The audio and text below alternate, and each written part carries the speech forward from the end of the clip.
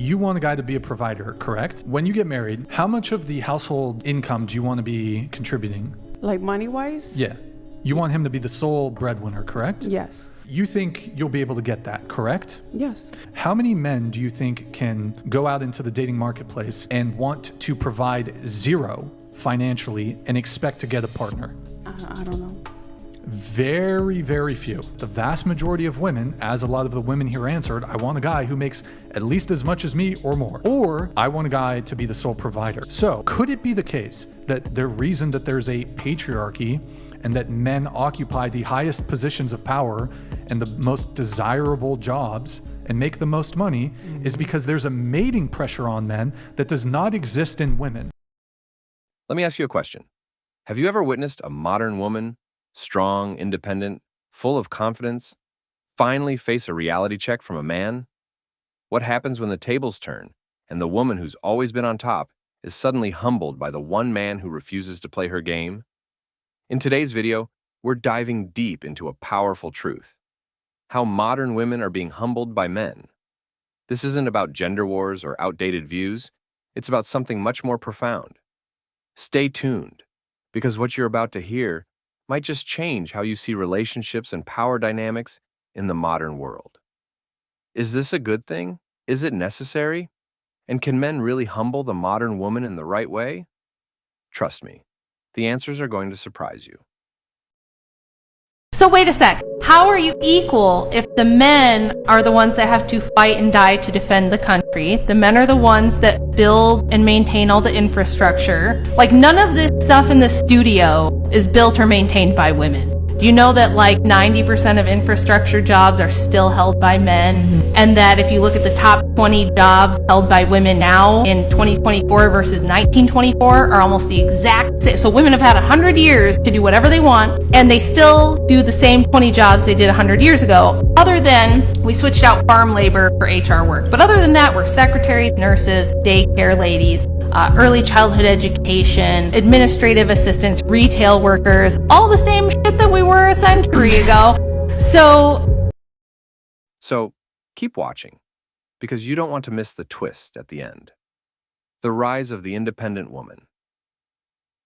For decades, society has celebrated the rise of the modern woman. She's independent, ambitious, driven, and fiercely determined. Women today are climbing the corporate ladder, running businesses, and shattering glass ceilings. They're told that they don't need a man to be successful, to be happy, or to feel fulfilled. And don't get me wrong, this is a beautiful thing. Women are embracing their power like never before. But here's where things start to get interesting. Does this independence sometimes come at a cost? You see, in the pursuit of independence, some women start to develop a mindset that says, I don't need anyone. I can do it all on my own. But what happens when this very mindset is tested by a man who refuses to be controlled or intimidated by her success? Now, here's a question for you.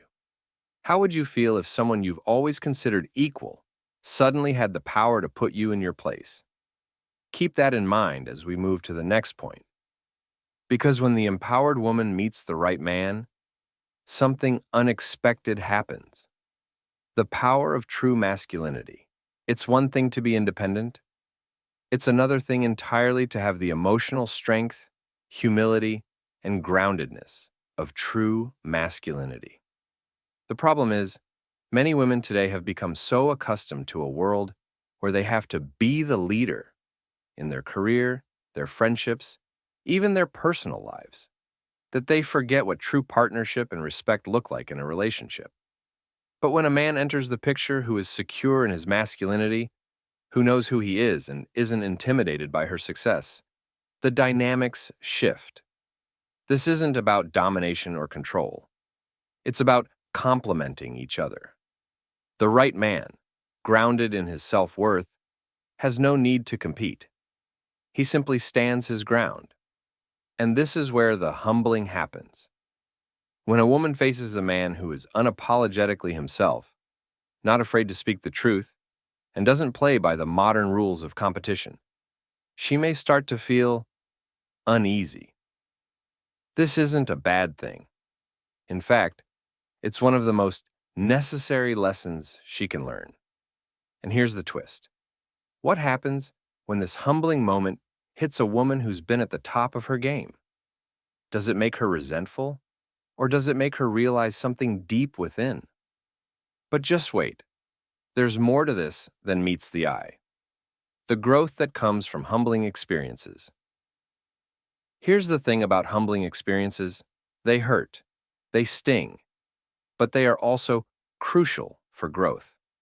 Now, I know what you're thinking. But isn't this just about men trying to put women down? Absolutely not.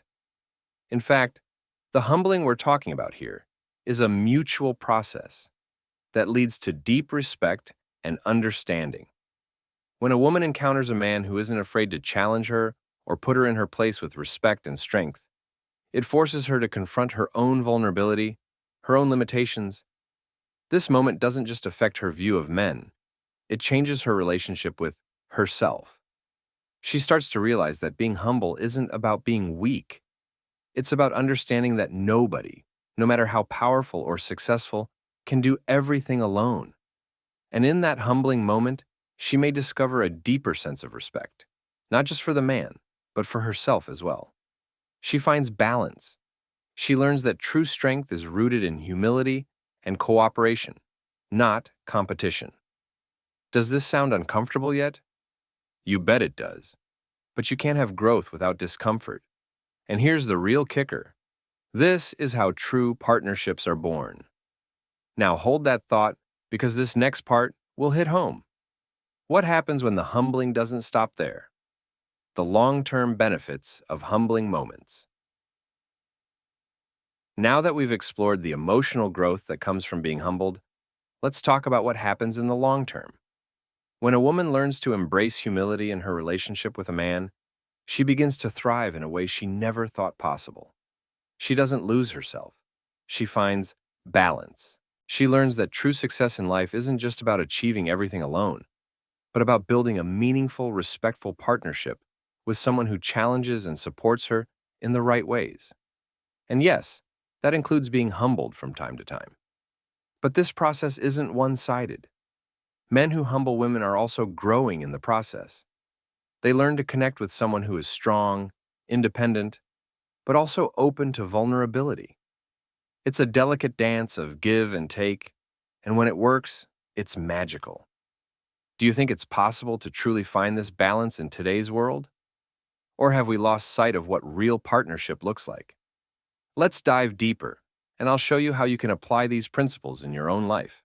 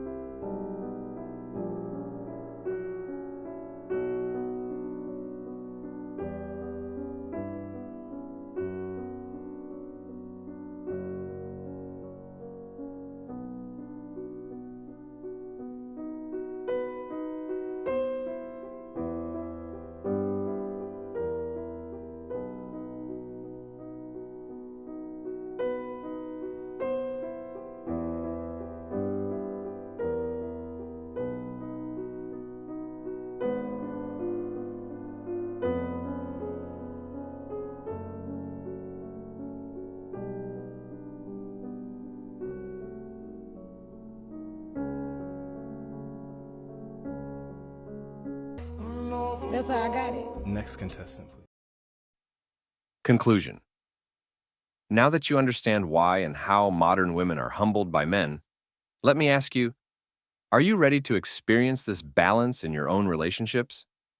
Are you ready to challenge the status quo and embrace a new way of thinking about love, respect, and growth?